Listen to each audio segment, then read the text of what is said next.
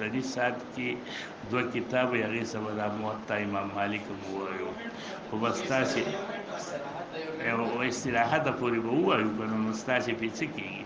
سئل رسول الله صلی الله علیه وسلم اي الاعمال افضل و اي الاعمال خير قال رسول الله صلی الله علیه وسلم ورته ایمان بالله ورسوله دا عمل د ټولو نه غوړه دی. به ورته ثم اي شيء د ایمان پسې قال الجهاد.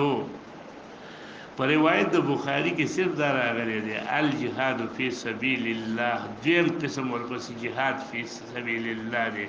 دلته جواب محذوف دی او دا دلیل چې دی دا په ځای د چا باندې قایم شوی دی د جواب باندې چې الجهاد سنام العمل سنام كل شيء اعلى كل شيء ګوپه د هر شي.